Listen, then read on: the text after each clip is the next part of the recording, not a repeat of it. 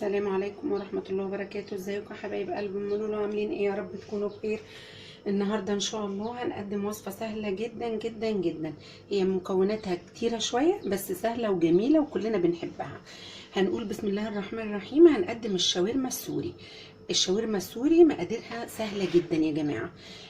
هنقولها مع بعضينا. بسم الله الرحمن الرحيم. احنا معانا صدور بانيه، شايفين مقطعة شرايح. تمام. ده كيلو الا ربع تقريبا. ومعانا طماطم متقطعه، احنا شايلين البذر اللي جواها ومخليين الجلد ده كده الناشف بحيث ان ما ينزلش ميه فيها.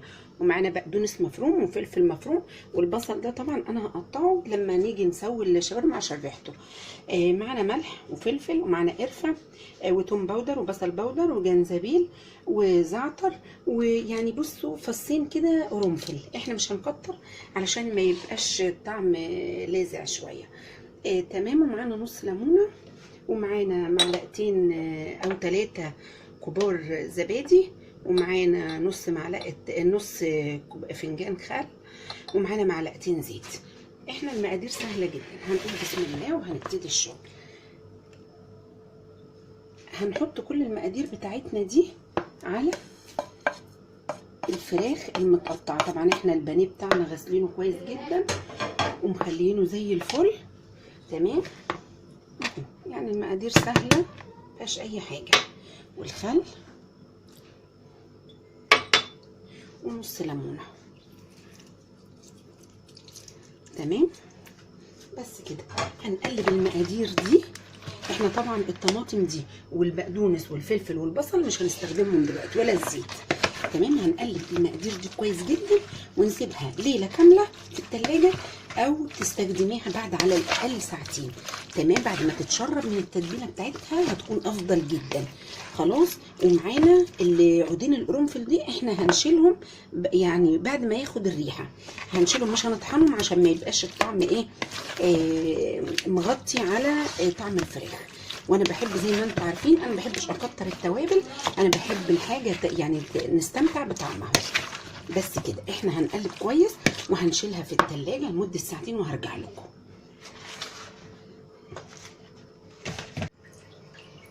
وهو يا حبايب قلبي احنا رجعنا بعد ما الشاورما اتبلت كده واتشربت من التتبيله بتاعتها. هنشوف هنعمل ايه. احنا معانا طاسه مسخنين فيها زيت.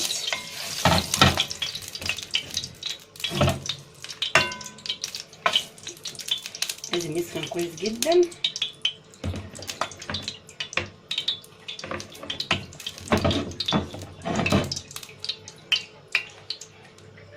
تمام. هنقول بسم الله ونحط الشاورما بتاعتنا. لازم نوزعها على الطاسه. تمام. لما تبدا على الريحه بتاعت التتبيله بسم الله ما شاء الله جميله جدا. شايفين؟ بس هنا احنا كده لازم نوزع الفراخ على الطاسه بتاعتنا او الصينيه اللي انتوا بتعملوا فيها علشان ما تنزلش ميتها.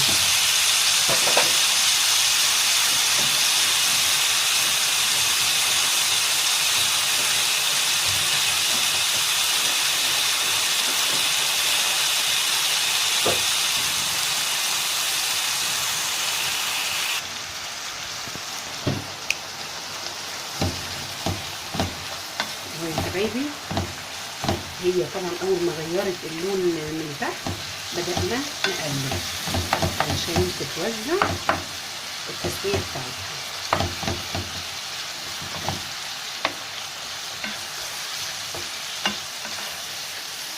ما شاء الله على ريحة جميلة جدا. معانا قطعة فحم طبعا مشغلين عليها العين الصغيرة لغاية ما نخلص علشان نحطها.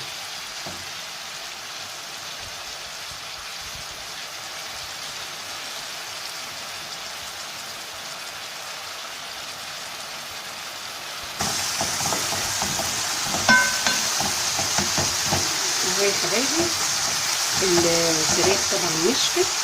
تمام. احنا عايزين البصل يدبل حبه بسيطه.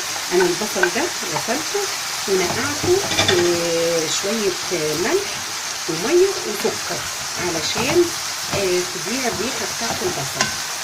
بتبقى طعمه جدا لما بتحط فيه معلقه سكر صغيره، بيبقى جميل. انا عايزه ابدله بصراحه علشان الاولاد ما بيحبوش طعم البصل جامد في الاكل.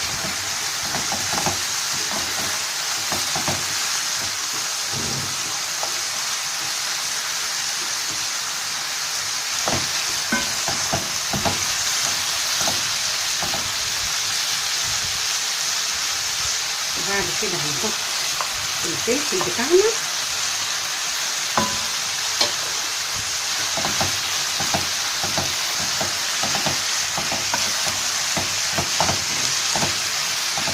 الريحه بتاعت الشاورما يا جماعه جميله جدا ما شاء الله.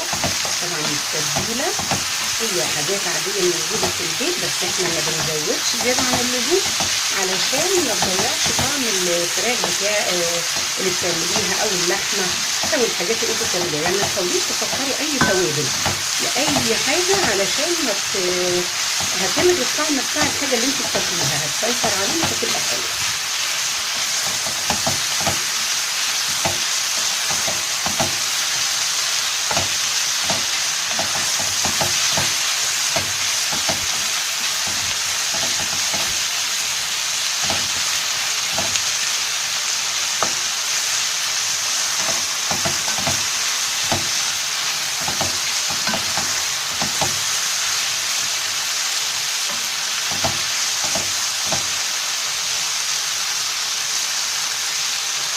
كده هنحط الطماطم بتاعتنا. احنا قلنا الطماطم دي جلد بس، مش ما بنحطش البذر بتاعها.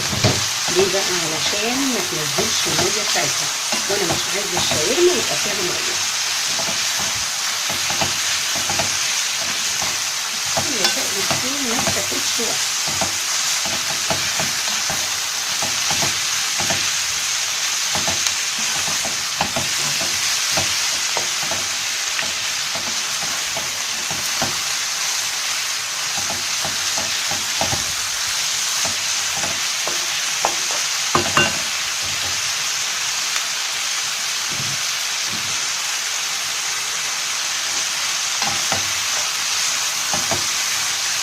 هنا كده هنحط حبه بقدونس بس كده ونقفل.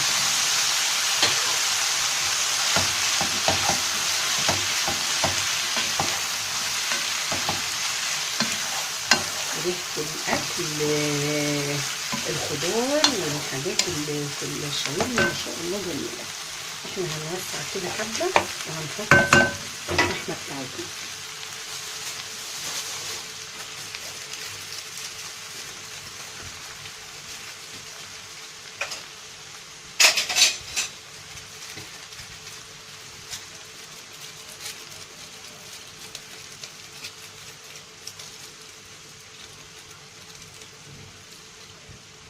كده ورق الفويل.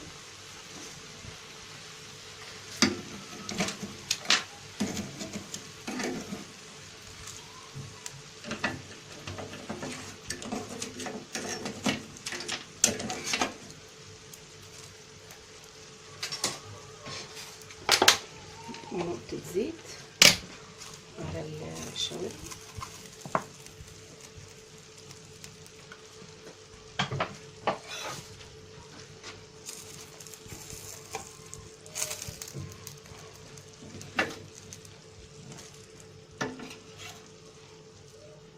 كده هنغطيها وهنرجع لكم ونشوف عملنا ايه.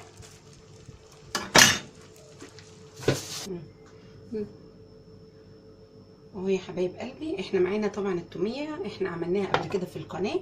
هنحط معلقه توميه بالشكل ده، ونحط من الخلطه بتاعتنا بتاعت الشاورما بالثوم كده.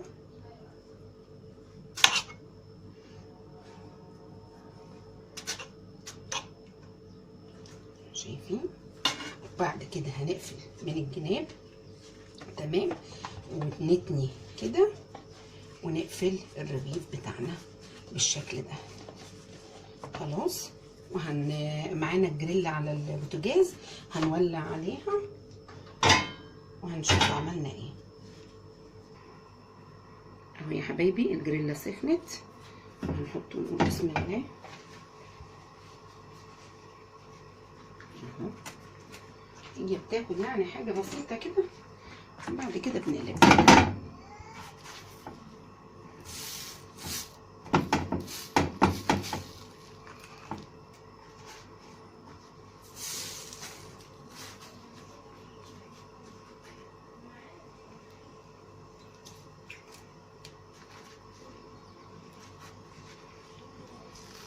بس كده انا مش عايزاها تنشف، تمام، هي تاخد بس لون بسيط كده وخلاص.